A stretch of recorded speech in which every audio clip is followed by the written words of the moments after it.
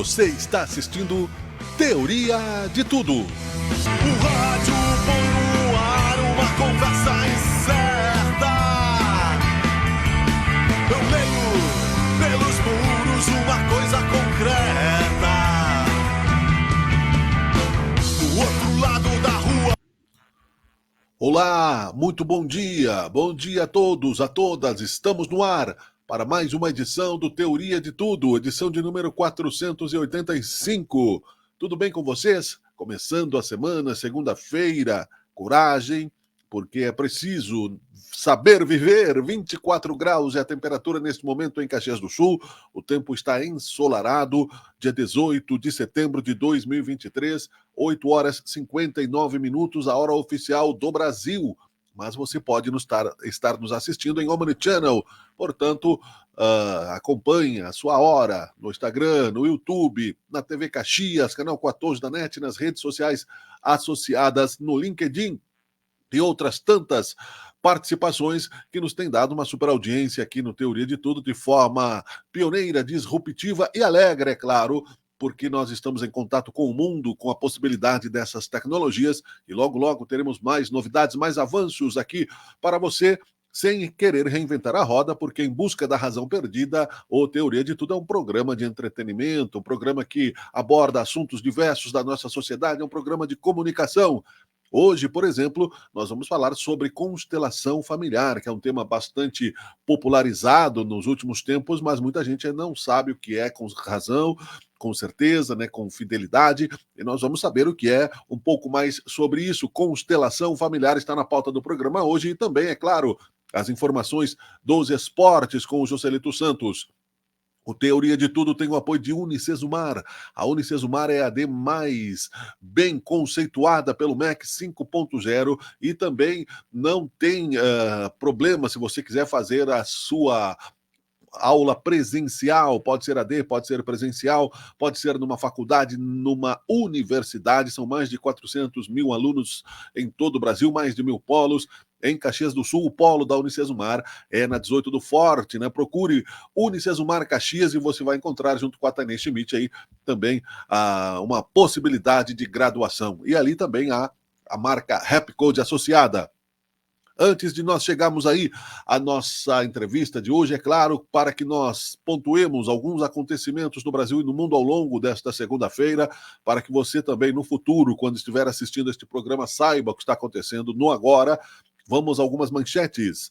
Sem fôlego e com poucos avanços, CPIs da Câmara dos Deputados entram na reta final. Tribunal Superior Eleitoral começa a analisar na quinta-feira o recurso da defesa de Bolsonaro contra a decisão que o tornou inelegível. Renda obtida com a venda de ingressos para a primeira partida da final da Copa do Brasil é a maior da história do futebol brasileiro. E por que então, né, não tem nenhuma ação voltada aí para os desabrigados de todo o Brasil, né? A grana vai sempre para o mesmo bolso, né? Justiça Gaúcha condena o governo federal a indenizar agricultor cobrado por dívida fiscal de pessoa com nome igual ao seu. Incêndio atinge uma das unidades do Hospital Sírio-Libanês em São Paulo. Lula convida o presidente da Ucrânia para uma reunião em Nova York. Supremo volta a analisar se há omissão do Congresso em elaborar uma lei para regulamentar a licença paternidade. E assim, nós vamos a um rápido intervalo de Unicesumar e voltamos aí para falar sobre constelação familiar. Estamos apresentando Teoria de Tudo. Um instante só, fique aí. Tá sabendo da novidade? Agora você pode fazer um curso técnico na Unicesumar, garantir seu diploma reconhecido pelo MEC em 1 ano e sair pronto para o mercado de trabalho. Essa novidade chegou para te lembrar que é possível sim se preparar para o mercado de trabalho em pouco tempo. Basta se matricular em um dos nossos cursos e aproveitar tudo que uma universidade nota máxima no MEC tem para te proporcionar. Cursos técnicos Unicesumar. Fácil, extremamente fácil pra você.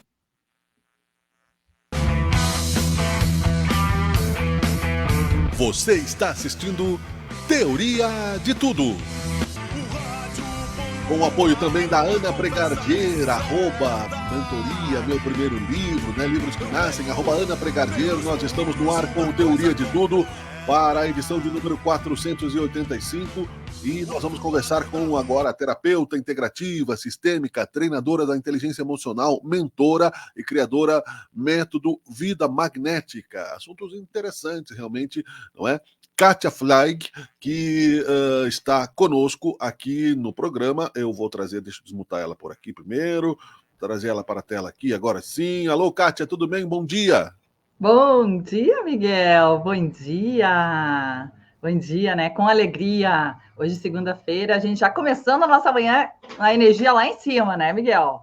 Isso aí, eu estou estudando estoicismo faz alguns tempos aí, né, para cá, de uns tempos para cá, e acho bem interessante essa ideia, né, de focarmos no controle da nossa energia diária, né, Kátia?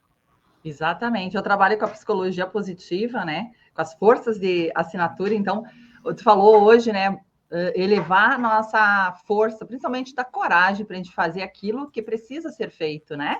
Porque a gente vai falar hoje sobre um tema bem legal, né? Que é o meu xodó, que é constelações sistêmicas, e justamente isso, né? Da onde que vem a nossa força para a gente aí começar o nosso dia, inclusive, né? Legal, eu primeiro preciso me corrigir, a pronúncia do teu sobrenome, eu falei correto, não? Fleig. Fleig.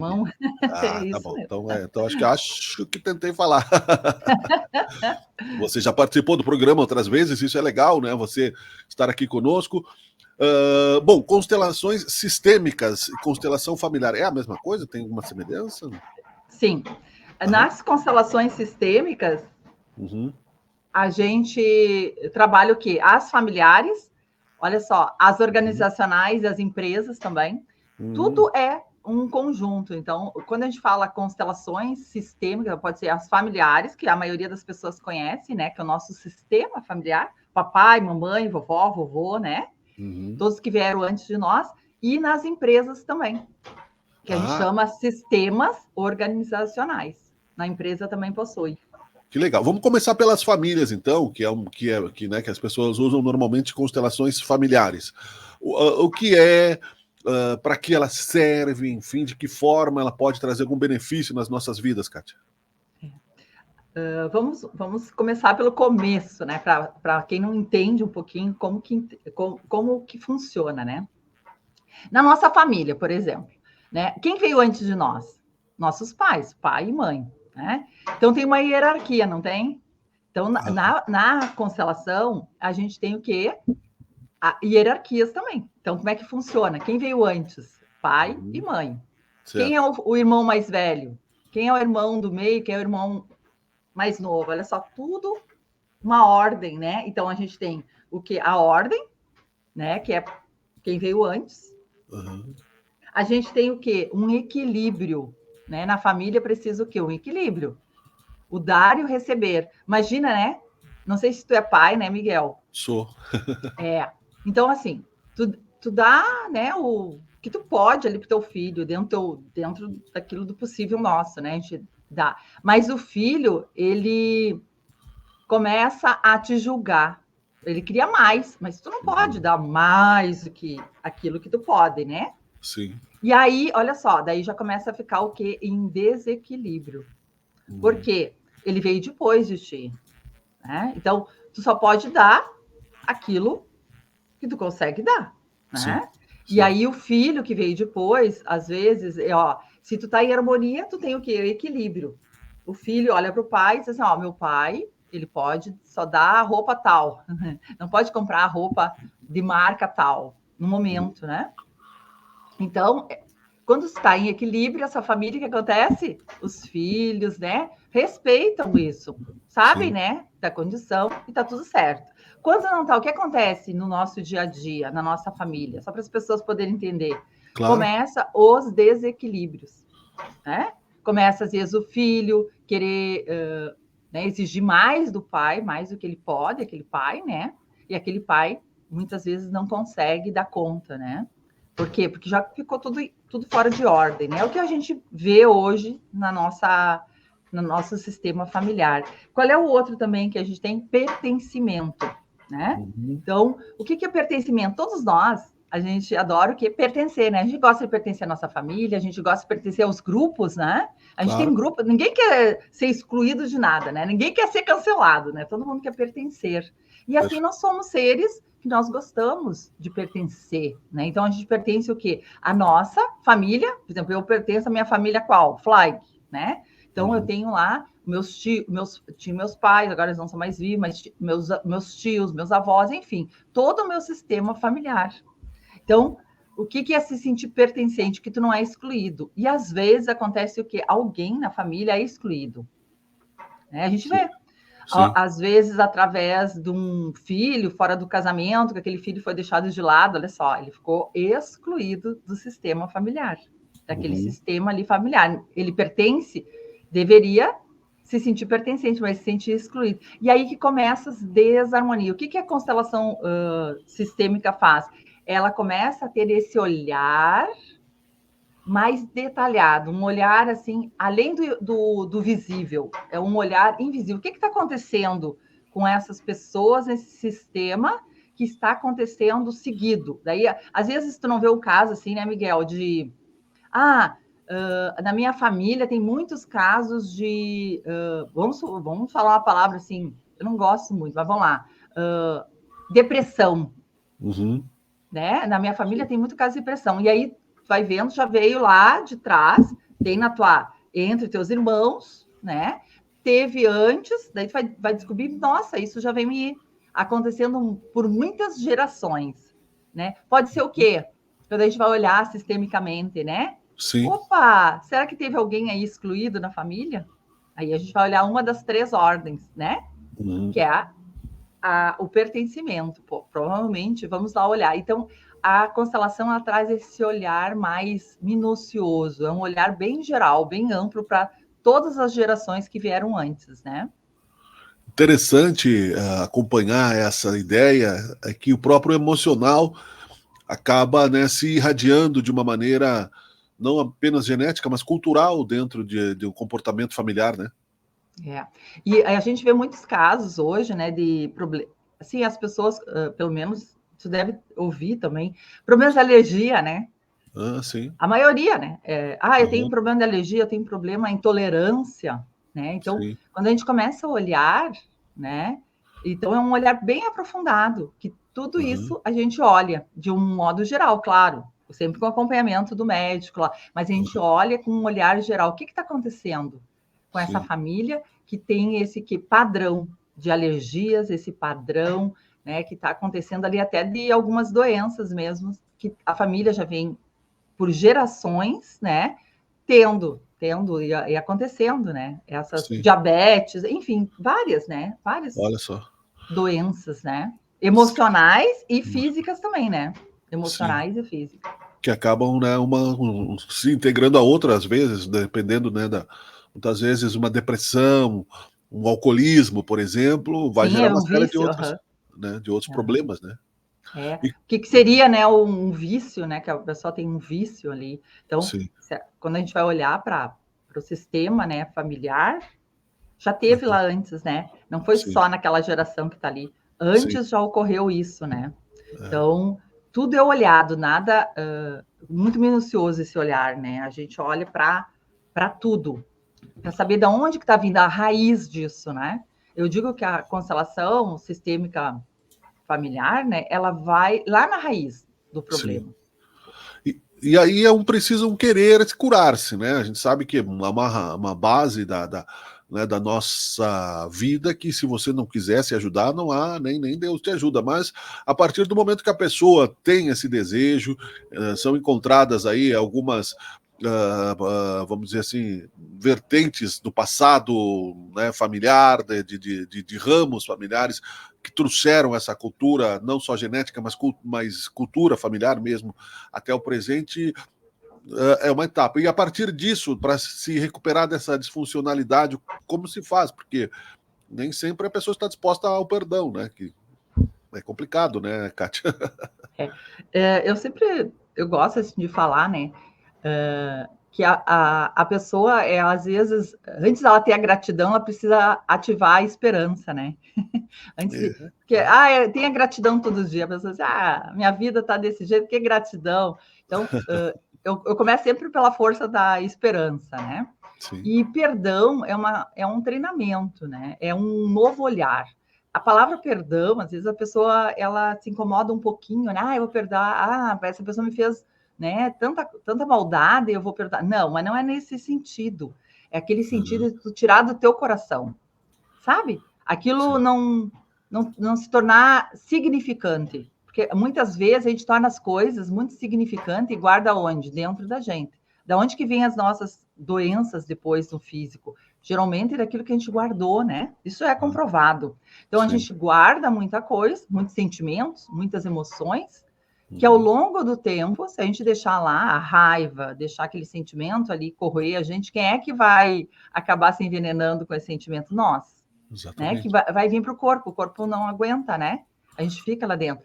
Então, eu digo que é uma forma da gente olhar para a gente retirar aquilo que não serve mais para nós, para trazer a alegria, para trazer a leveza para o nosso dia a dia, né? Como é que a gente vai ser leve se a gente não olhar para essas nossas dores, né? Se a gente não realmente não resignificar tudo isso, né? E aí, dentro dessa integração sistêmica, né, entram outros elementos. É importante você trazer um pouco desse conhecimento também, para que a gente possa entender um pouco mais. A família, ela não está isolada, né? Cada um tem a sua relação trabalho, a sua relação escolar, cada um tem, né, a sua individualidade, e aí exigem também outras ideias associadas, Kátia. Quando a gente olha para o todo, é justamente isso, né? Quais os princípios dessa família? A gente trabalha muito com aquilo que aquele sistema familiar acredita também. Então, dentro da constelação, a gente vê alguns modelos mentais que tem formados, né?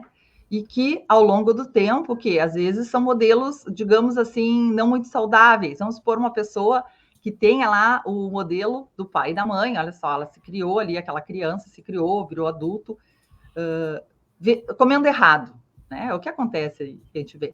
E aí, o que aconteceu? Depois, esse adulto, ele só segue. Então, ele viu lá na família, no sistema dele, né, um modelo, que aqui está aqui no nosso cérebro, né, na nossa mente, e ele criou isso para a vida. E aí ele vai, né, vai para a vida, e aí ele pode o quê? Pode mudar? Só porque a família dele é assim? Pode mudar. E como tu falou, é uma escolha da pessoa olhar para aquilo que não serve mais, e esse olhar vai ser muito... Não tem como eu, Kátia, pegar uma pessoa e dizer, vou mudar aqui que tu pensa aqui dentro, teu modelo. Não. Eu sempre digo que é um caminho. A constelação é um caminho que a gente faz, né? Sim. Através da terapia ali, com a constelação, para a pessoa ter esse olhar diferente, poder fazer algo diferente da sua família. Né? E não é que ela não vai pertencer mais àquela família, só vai fazer diferente. Ela vai ter um olhar assim, minha família fez até ali, porque foi o que eles puderam me dar, de repente eles não tinham conhecimento. Imagina o meu pai e minha mãe, não existia WhatsApp, não existia esse negócio que aqui que a gente está falando, né? Verdade. Olha a facilidade. Sim. E aí, como que eu queria que eles dessem isso para mim, se na época nem existia isso? Eles só puderam dar aquilo que eles, né, até onde eles puderam. E daqui para frente eu faço diferente. Eu agradeço e eu faço diferente, porque agora eu posso. Sim. Tem outras facilidades, mas eles me deram, né? Até onde eles puderam lá atrás. E depois, eu sou grande, eu sou adulta, eu vou para a vida com a energia do meu pai, né? Sempre a energia da vida vem da mãe, que nos pôs, né? Mas para as oportunidades, para a gente fazer o que precisa ser feito, a gente precisa da energia do nosso papai, né? E às vezes, quando a gente está lá nas nossas dores, nas nossas feridas, o que acontece, Miguel? A gente acaba nos bloqueando, né? A gente acaba indo para os nossos relacionamentos, para a nossa vida, com um olhar, assim, bem pesado, né, sobre isso. Porque aquilo foi nosso modelo que a gente teve. Muitas vezes, qual o modelo que tu teve de relacionamento? Lá atrás. Sim. Tu criou aquilo para ti, para pertencer. Lembra das 3 formas, né, que a gente tem da constelação, que é o quê? A ordem, o equilíbrio e o pertencimento. Todos nós queremos pertencer, e muitas vezes, por querer pertencer àquela família, a gente acaba fazendo igual e não fazendo diferente. Mas quando a gente tem essa consciência, não, eu posso fazer diferente. Eles só fizeram isso é uma consciência, porque eles não tinham celular naquela época. Eles não tinham todo esse conhecimento que eu tenho. Então, em honra a eles, eu posso fazer diferente. Aí é uma consciência que veio para ti. Quando a pessoa tem essa consciência, ela muda. Quando ela não tem a consciência, ela fica na mesma. Então, muitas pessoas, elas só não mudam porque elas não sabem que elas podem, né? Eu digo que é o autoconhecimento aí, né, Miguel? Perfeito. De fazer diferente, né? Fazer diferente, inclusive, do nosso sistema familiar. Perfeito. E tu citaste aí a resposta à minha pergunta antecipadamente. Muitas vezes, dentro dessa questão de pertencimento, que é o termo que eu não lembrava para ser usado, a pessoa eu preciso ser igual, é um certo mimetismo de grupo, né? Mimetismo não, um certo, né? Você tem, de certa forma, sim, você tem que se transformar no outro para poder ser aceito, né? Para uma certa fragilidade da personalidade. E aí tu, dentro dessas técnicas também, tu incluis na atuação como terapeuta o treino da inteligência emocional, porque a disfuncionalidade, o despertencimento, o contrário disso, gera uma série de reações, né, ruins para a saúde da pessoa, no trânsito, no trabalho, que vai gerar problemas econômicos nos negócios, não é? A pessoa está com um problema lá familiar e chega e não consegue atender bem o seu cliente porque ou dentro do departamento que trabalha, enfim, por uma série de problemas que ficam ali espicaçando internamente, mesmo que inconscientemente, Kátia. Tudo é nosso, tudo está aqui, né? Eu digo que está tudo aqui. A nossa mente, eu estou fazendo psicanálise, né? Estou fazendo pós-graduação em psicanálise, é incrível, né? E até essa semana que passou agora, a gente teve aula sobre as sinapses, né, neurais aqui dentro. Perfeito. Então é isso, qual que a gente tem um modelo para tudo, né? Para tudo. Nossos amigos, né? Olha só, eu sempre digo, me diz quais são os teus 5 melhores amigos, e eu vou te dizer muito sobre, eles vão dizer muito sobre ti, né? Sim. Às vezes tu quer um relacionamento e tu só anda com gente separado. Então, né, olha só, aí eu digo, vamos começar a mudar os modelos mentais, começar a andar com pessoas, né, que já chegaram onde tu deseja chegar. Isso aí é uma mudança, né? É um treinamento, sim. E a gente, nós, né, seres humanos, a gente é treinável desde que a gente nasce. A gente treina para caminhar, treina para falar, né? E a gente também precisa, se a gente escolher, treinar para quê? Para sair dessas sinapses neurais, desses modelos mentais que a gente criou, para poder ir para o mundo e fazer o quê? Diferente. Às vezes, as pessoas, elas não fazem dinheiro que elas poderiam fazer justamente, né, porque elas têm um modelo de dinheiro, uma crença ali, né, enraizada daquilo, e elas não conseguem, o quê? Conscientemente perceber. Sim. Tudo está no nosso inconsciente, né? Se a gente fosse consciente, claro que a gente não ia fazer muitas coisas que a gente acaba fazendo, né? E isso é o quê? Autoconhecimento, né, Miguel? Sim. E por que dentro dessa ideia da inteligência emocional, onde é que está o clique? Poxa, eu preciso, né? Eu sou reacionário. E aí, como reacionário, eu não consigo, né? Às vezes as pessoas, a gente nota em vários tipos de relação, né? Mas até em adolescentes que ainda estão, às vezes, com outros tipos de conflitos, confiam plenamente nos pais e às vezes estão descarregando ali, né, por algum motivo, né, a sua insegurança, numa irritabilidade ali. Mas o adulto introspecta um adolescente dentro de si, de questões mais mal resolvidas, né? Vai colocando para dentro de si o lixo, o lixo emocional, o lixo vai fechando as portas do passado. Se o relacionamento não deu certo, fecha a porta, né, cancela aquela pessoa, vai para o próximo. E acaba normalmente parando nas mesmas etapas, né, de relacionamento, incapaz de superar aquela parte, tanto no trabalho quanto nas amizades também, não é?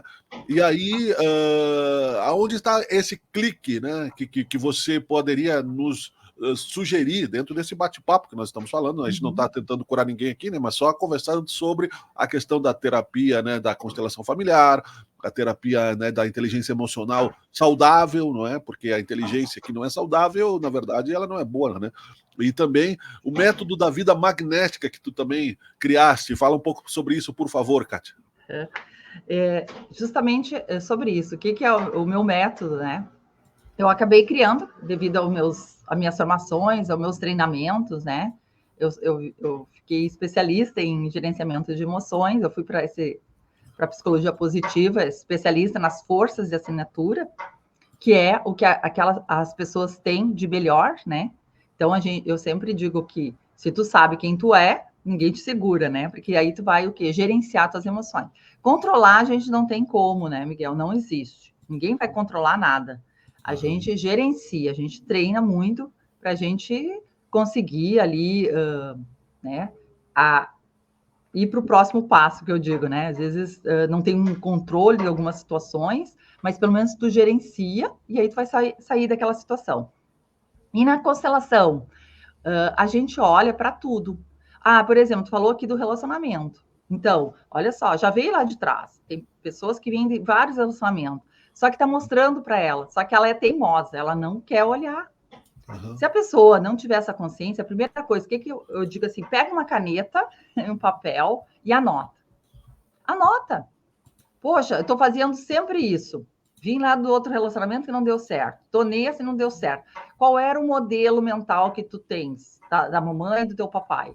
Qual o modelo mental? O que teu pai e a tua mãe falavam que tu ouviu? Que o homem não presta, que mulher não presta? Aí tu vai descobrindo. A nossa consciência, ela só é despertada no momento que a gente faz perguntas. Né? Eu faço muitas perguntas para meus clientes. Né? Eu vou ali, lá na raiz. Porque alguma coisa, em algum momento da vida, que às vezes pode ser na puberdade, pode ser... Eu não sei, eu vou descobrindo, né? Eu vou na linha do tempo até descobrir. Claro. Alguma coisa ficou lá que o quê? Que criou esse modelo, que ele está repetindo. Kátia, mas eu tenho um monte de curso, um monte de informação, mas enquanto tu não olhar para isso, às vezes dói. Quem é que olha, né, para os boletos para pagar as contas? O adulto. Quando a gente não quer olhar a situação, e aí a gente passa para o próximo. Exatamente. É mais fácil. Engaveta, né, os problemas, né? Parece no primeiro momento que é mais fácil, mas não é, porque ele vai só repetir. E assim é no nosso sistema familiar. Vai só o quê? Repetir aquilo que não foi visto lá atrás, né? Sim. Então, se a gente desejar não ter mais isso, o que a gente faz? A gente olha e resolve essa situação de uma vez, né? Vamos lá, vamos resolver essa situação aqui para ela não voltar mais. E assim a gente vai indo, né, para a vida. Porque as pessoas costumam, né? Aí não é um julgamento, é uma análise, né? Colocar uma pedra nos assuntos, né? E vira um tabu, né? Vira um tabu. Imagina, né? E a gente vê muito, né? Fulano me disse tal coisa. Tu nem sabe se a pessoa falou aquilo ou não, e aí tu deduz, né? Porque a tua mente, ela deduz alguma coisa, e aí tu não fala anos com aquela pessoa, olha só. Às vezes algum parente, alguém ali, tu não foi lá, não conversou. Então, se a gente ter esse olhar, né? Opa, quem que eu tô aqui excluindo da minha vida, que eu não sei nem por que eu excluí, né? Então, no momento que tu vai lá e conversa, tu já tá, digamos assim, libertando isso da tua vida, né? E às vezes as pessoas não fazem isso. E a partir do momento que nós estamos mais curados, nós somos mais felizes. Então, as coisas não têm tanto peso, né? A partir do momento que tu se centra um pouco mais numa inteligência emocional mais saudável, compreende alguns comportamentos necessários, porque pode ser que você até não tenha aquela vamos dizer assim, tentação, não é bem o termo, mas vamos dizer essa, né, alcoólica, vamos citar, pela cultura familiar, era muita festa, os italianos davam vinho para as crianças, etc, etc. Mas aquilo está te pressionando de alguma forma, aí você vai entender, bom, peraí, essa pressão, né, que ela é uma carga, uma bagagem que você carrega, que está te fazendo gastar energia, né? Tá no teu, na verdade, a gente é 50% o quê? Na nossas células do pai e da mãe.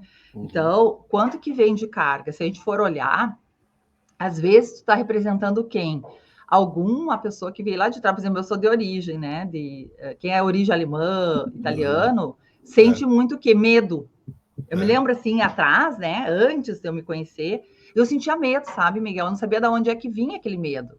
Então, às vezes, tu sente o medo e tu não sabe de onde. Olha só, olha de onde que veio minha família, meu bisavô. Imagina, veio de navio. Olha o que eles enfrentaram. Depois eu fiquei pensando, quando eu fiz a constelação, meu Deus, eu comecei a olhar.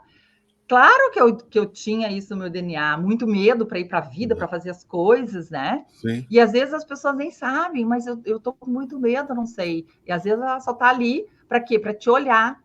No momento que, né, eu comecei a fazer a oração, eu gosto muito da oração dos 21 dias aos ancestrais. Foi libertando, vai libertando. Às vezes uma oração que tu faça, se alguém aqui até inclusive quiser, depois eu passo para ti, tu pode passar para as pessoas, Legal. que elas podem fazer uma simples oração, né, para os nossos antepassados, pode, de repente, tirar alguma coisa aí que tu tá sentindo, assim, né, algum medo, alguma coisa assim, porque tá relacionado lá com quem veio antes, né, e aí tu vai tirando do teu campo sistêmico, né? Aquela sensação, por quê? Porque tu vai olhando para eles, mesmo que tu não conheça eles, tu já tá no momento que tu tá fazendo uma oração, tu tá o quê? Se conectando com a ancestralidade, todos que vieram antes, agradecendo, né? Todos que vieram antes por hoje a gente estar onde a gente está. Se hoje eu e tu estamos aqui conversando, é porque alguém proporcionou isso para nós, né? Perfeito. E aí é só esse olhar. Sim. Não, e no mínimo a carga genética, né? No mínimo, que é o que nos dá aí movimento físico, né? Isso e essa bagagem, né? Independente falando, isso eu estou falando por mim, né? Claro. Além da cultura, além de todas essas questões todas positivas e negativas do desenvolvimento familiar, o fato de existirmos, né? De estarmos aqui conectados, não é como uma necessidade de evolução que irá além, com certeza, para muita gente já isso é claro, outros ainda estão nessa busca, né, nos conflitos materialistas, mas enfim, são questões múltiplas. O ser humano precisa avançar, mas já avançamos um pouco, né, Kátia? Eu acho que é bem legal conversar contigo. E bom, demorou um pouquinho, mas veio ao programa, né? Te convidei para começarmos uma segunda-feira positiva. Eu vou pedir que tu deixes, então, as tuas redes sociais, quem quiser te conhecer melhor, e também, claro, antes disso, uma mensagem, né? Que tu diria aí para quem está nos ouvindo. Eu sempre falo, né? A gente só não chega onde a gente deseja, naquela vida, nos nossos relacionamentos, naquilo que a gente realmente está escolhendo de coração, né? Que aí está muito no nosso propósito. A gente só não chega porque a gente não se conhece. A gente acaba que tem pessoas que me dizem, eu sou procrastinador, Kátia. Como eu sou procrastinadora? Eu digo, não é. Tu só acabou desistindo. Tu deixou lá o teu projeto, o que tu fez? Tu parou na metade do teu caminho. Então, para essas pessoas, né, que elas façam análise, que elas façam uma reflexão, né? O que é realmente importante? O que elas sentem, por exemplo, essa semana, né? O que elas podem fazer, né, Miguel, diferente? O que dá prazer, alegria? Se é tomar um café, né, no sol, eu adoro. Aquilo vai trazer bastante alegria, vai trazer felicidade, aquela coisa assim simples da vida. Colocar o pé na grama, se energizar no sol, enfim, conversar com seu filho, o que é importante. Faça. Perfeito. Uma das coisas, né, que vai ver que já vai mudar. Algo vai acontecer ali, né? Que é assim que acontece. Pequenas mudanças geram grandes resultados, né? Eu gosto muito do livro Hábitos Atômicos, que fala muito sobre isso, né? A gente começa com pequenas atitudes, pequenas mudanças no nosso dia a dia, e que no final vão dar grandes resultados para a nossa vida. E a gente vai se tornar o quê? Seres melhores, né? Eu digo assim, todo dia a gente pode treinar para ser seres melhores, né? Que legal. Quem quiser achar a Kátia Flag nas redes sociais, como faz? Kátia Flag, exatamente assim. Como fácil, se escreve, né? Na legenda, que bom, né? Tá aí o nome, né? Perfeito. Obrigado, até a próxima, foi um prazer. Igualmente, Miguel, gratidão aí. Valeu, bom dia, boa semana para ti. Bom dia. Tchau, tchau. Estamos apresentando Teoria de Tudo, né? Nós vamos imediatamente trazendo aí as informações do esporte para você. Tem coisa boa, né? Com o Joselito Santos também junto conosco aí.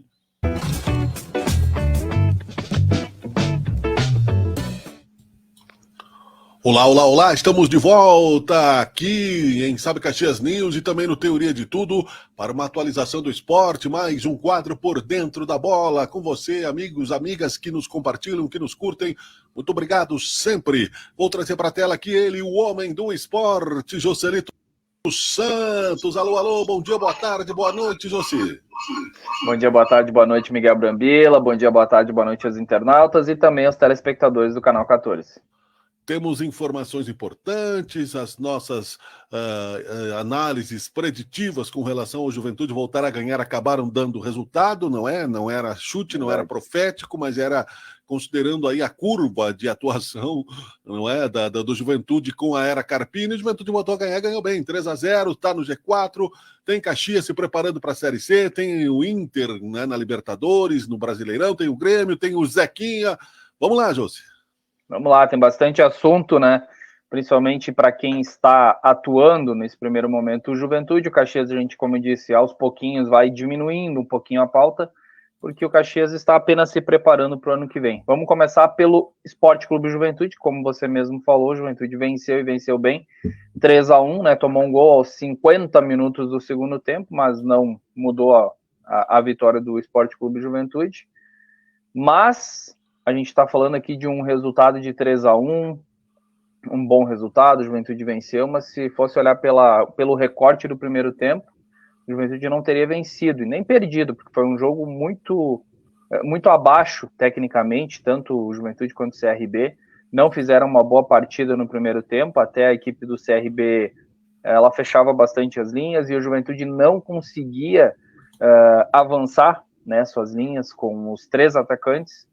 E o Nenê não jogou, não ficou nem no banco de reservas, então é um jogador que, de certa forma, obviamente, fez falta no primeiro tempo, mas daí o Thiago Carpini acabou ajeitando o time, ajeitando as peças, com as mesmas peças, né?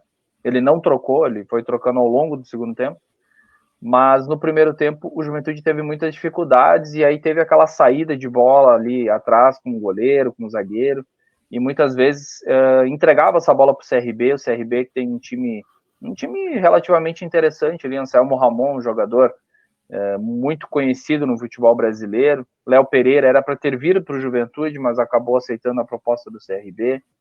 Então tem o Gum, o zagueiro Gum, que é um zagueiro que passou principalmente pelo Fluminense, foi a sua passagem mais, não digo mais recente, porque ele está no CRB, mas foi a mais marcante, onde ele realmente se firmou no futebol brasileiro, foi no Fluminense, lá do Rio de Janeiro, o zagueiro Gum, o goleiro Diogo Silva, um goleiro muito firme, o Edmar pelo lado esquerdo, o Falcão é um volante que jogou pelo Ipiranga, principalmente, ele foi vice-campeão gaúcho pelo Ipiranga, e é considerado o rei do desarmes lá em Maceió, né? Então é uma equipe interessante, mas o Juventude conseguiu, como diz o Rafael Baumgartner, deu o seu jeito, e conseguiu vencer a partir do segundo tempo. Mas o primeiro tempo, fazendo um recorte agora, depois a gente entra propriamente no segundo tempo, Miguel, o primeiro tempo ele foi preocupante do Sport Clube Juventude, porque o Juventude ele não conseguia fazer aquele elo, e eu falei isso antes de começar a jornada esportiva, de que o Juventude teria que ter um jogador para fazer esse elo entre o meio-campo e o ataque. O Juventude no primeiro tempo não tinha esse meia de ligação, não tinha um jogador que fazia isso. Às vezes não adianta ter 3 atacantes se tu não tem um jogador que faça esse elo. Mas aí acabou de mostrar um jogador que para mim, e nós escolhemos, eu, o Zé Teodoro e o Ivan Esgaraboto, nós escolhemos como o melhor em campo o Jean Irmer. O Jean Irmer foi realmente um jogador que no primeiro tempo o Juventude não fez uma boa partida, mas ele estava no lado esquerdo, ele estava no lado direito, ele estava no meio, ele estava muito bem. Inclusive, depois do segundo tempo, eu vou detalhar, a gente vai, como eu disse, um recorte agora do primeiro tempo, Miguel. Ele fez um gol de centroavante. O terceiro gol, para mim, foi um gol de centroavante, porque ele estava ali na hora certa e da forma certa como tem que ser.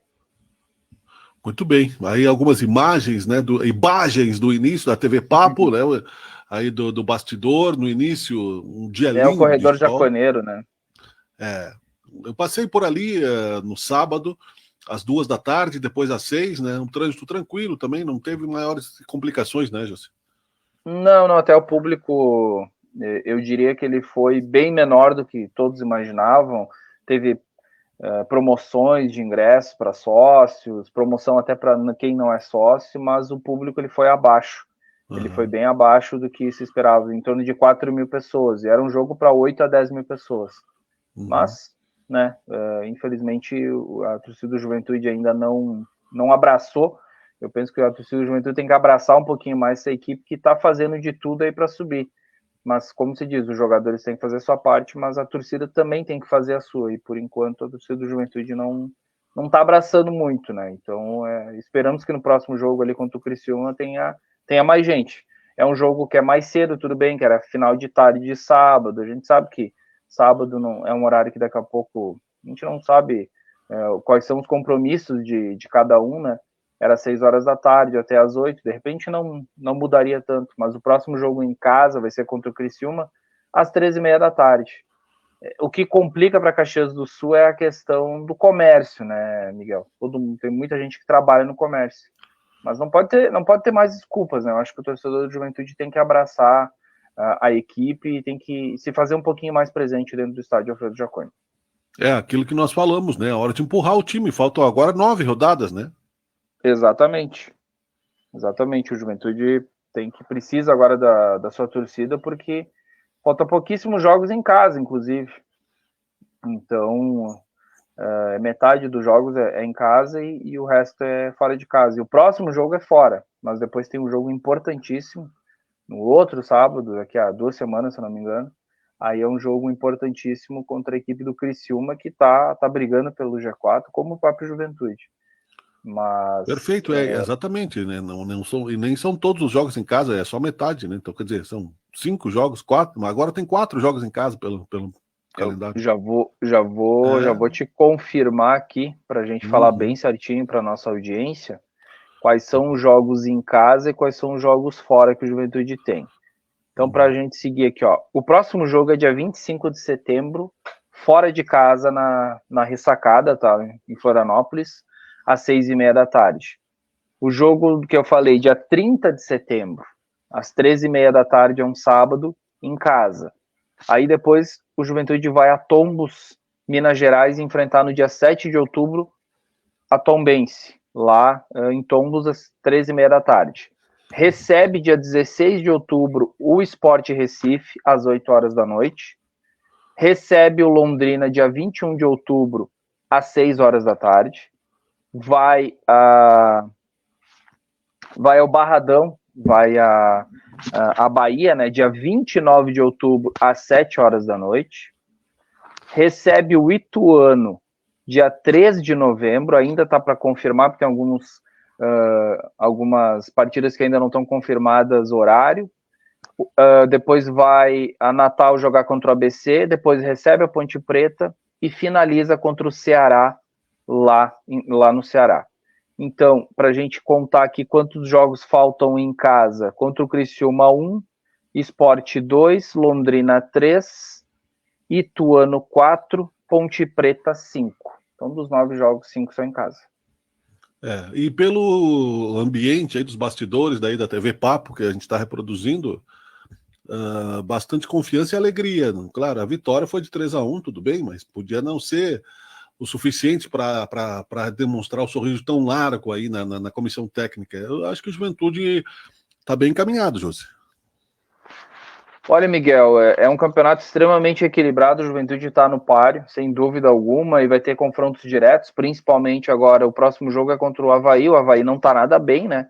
O Avaí está próximo da zona do rebaixamento, está com 30 pontos, está apenas 3 pontos da zona do rebaixamento, e vai pegar um time desesperado. Então é aqueles jogos também que a gente sempre diz que é um jogo perigoso, é um jogo difícil. Ao mesmo tempo pode ser um jogo bom para o Juventude. O Juventude gosta de ganhar fora de casa, porque aí o time que está desesperado em casa, ele abre espaços, e aí o Juventude, com sua velocidade, David da Hora, o próprio Daniel Cruz, o Juan quando entra, o Vitor Gonçalves, alguns jogadores rápidos que o Juventude tem, proporciona isso à equipe do Juventude. Então eu entendo que é um jogo que o Juventude sim pode pensar numa vitória contra a equipe do Avaí, até porque não pode perder pontos para essas equipes que estão lá embaixo, né, Miguel?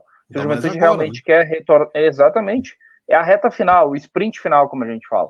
Se o Juventude realmente quer buscar a Série A, times que estão lá na parte de baixo da tabela não pode perder ponto, Miguel. Não pode nem empatar, tem que ganhar, não pode perder ponto, exatamente.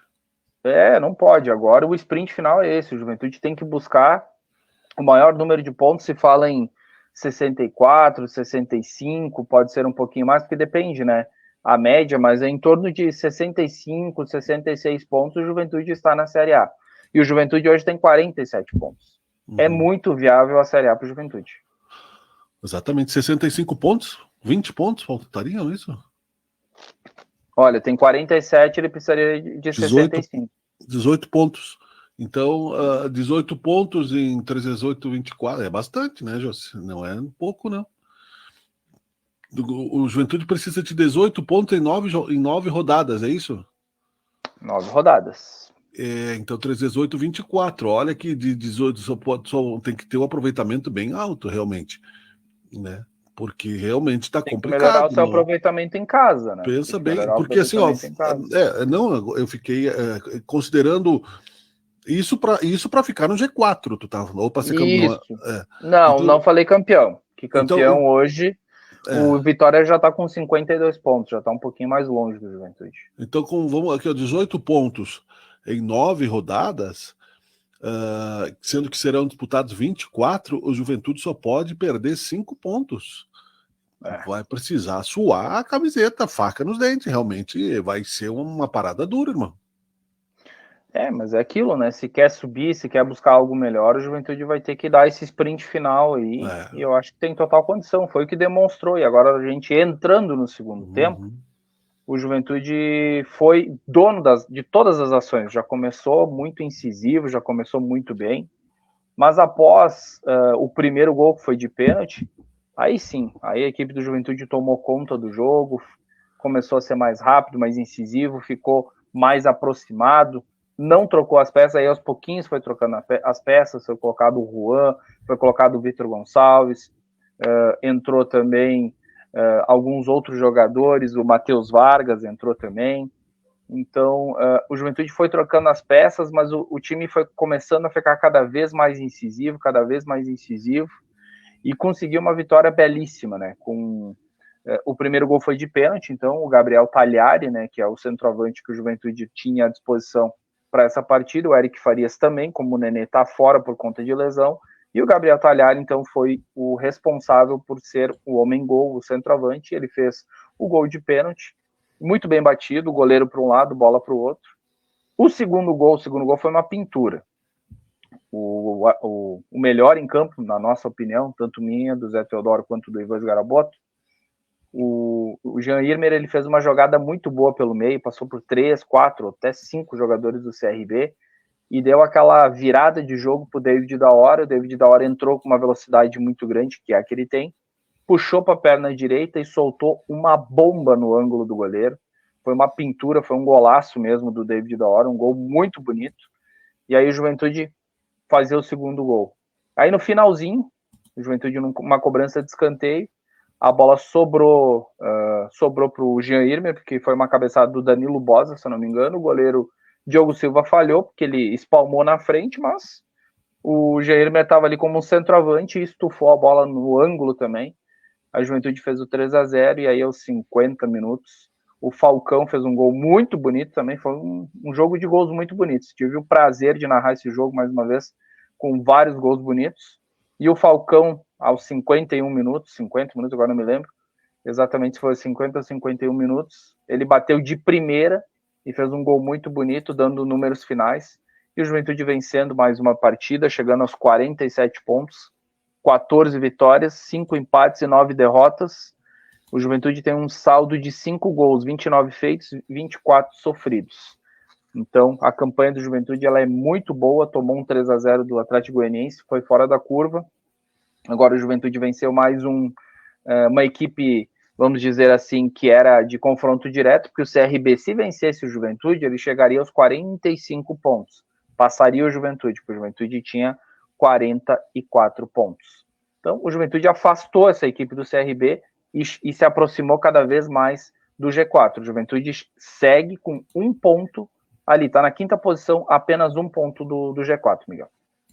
Muito bem, vamos então agora seguir torcendo. E o que temos da C Caxias aí? Acabou de Juno?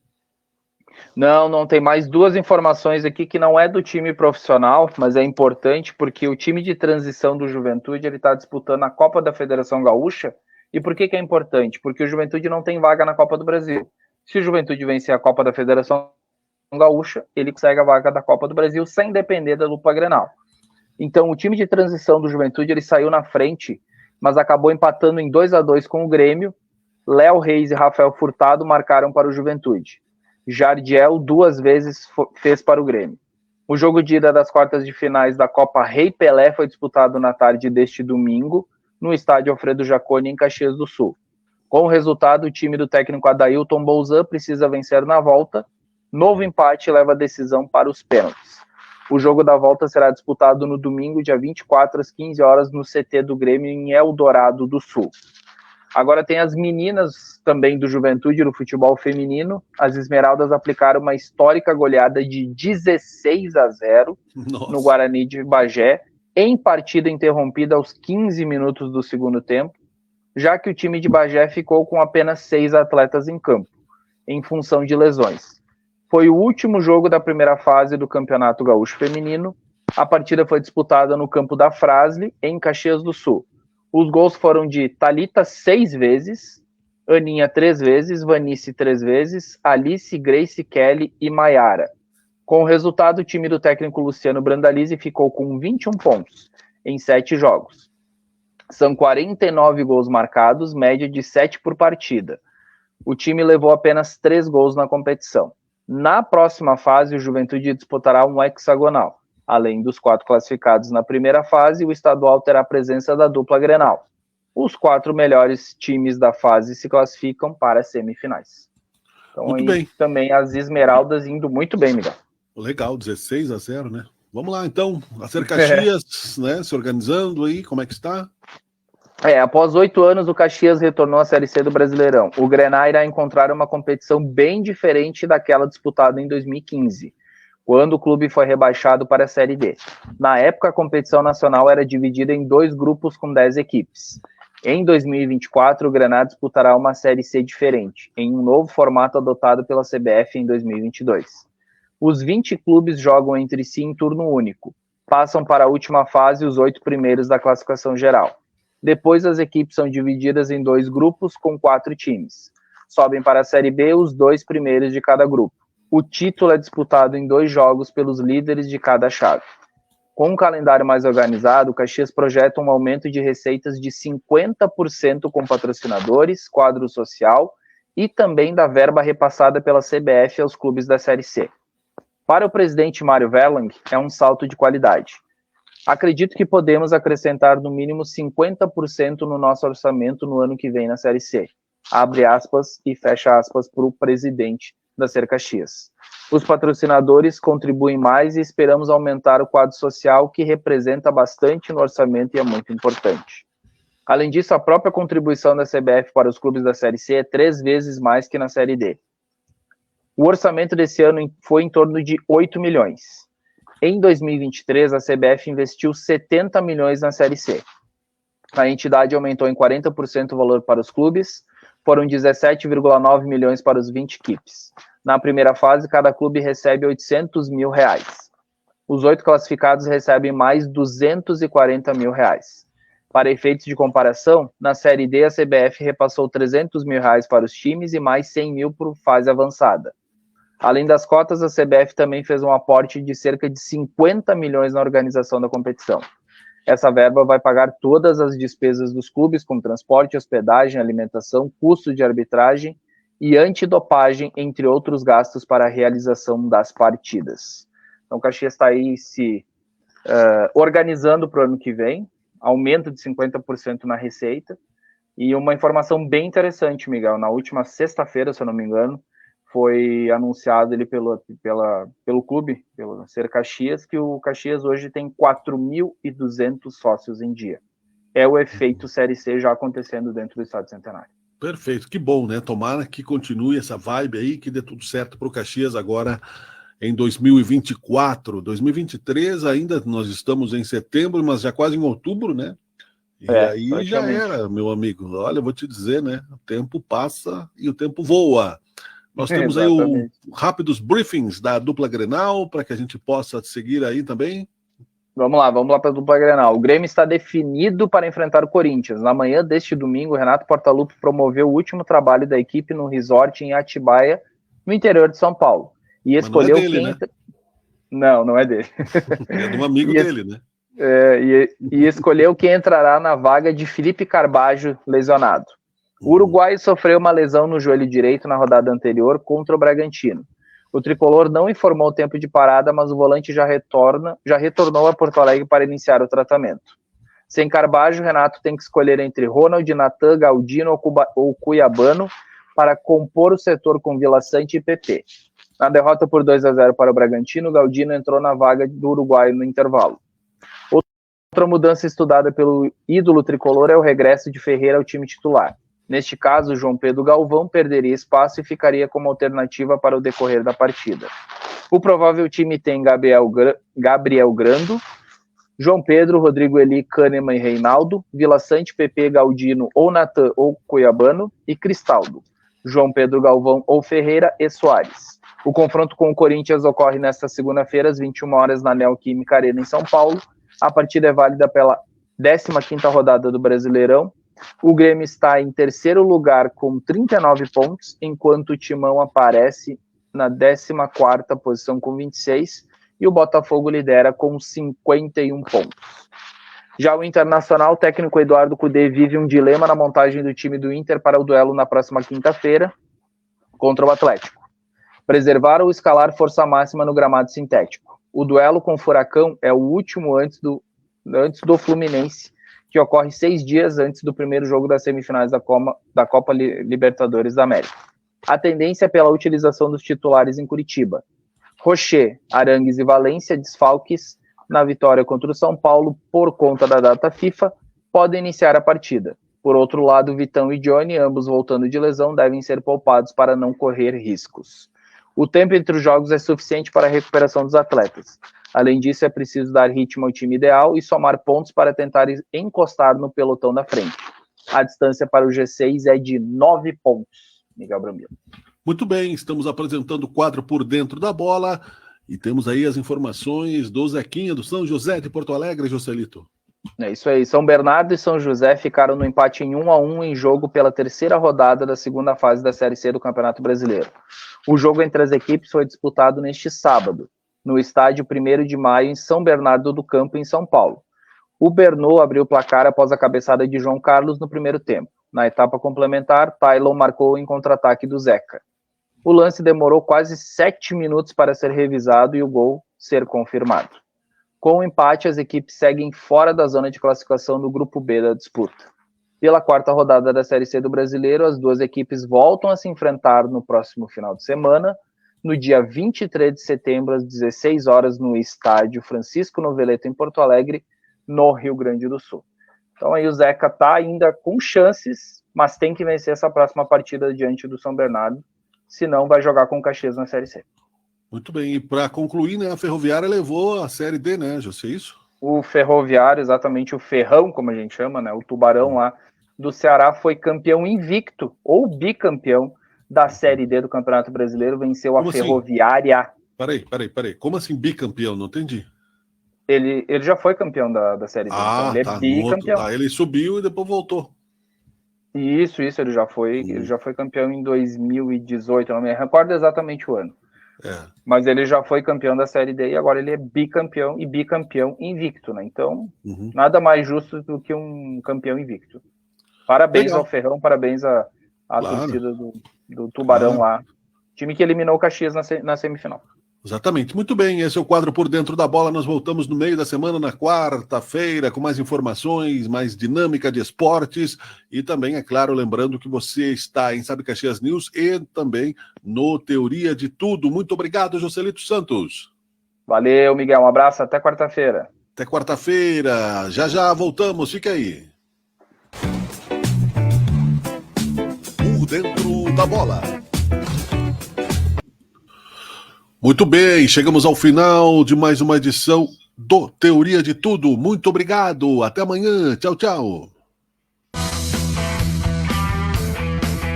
Você está assistindo Teoria de Tudo. O rádio põe no ar uma conversa em sério.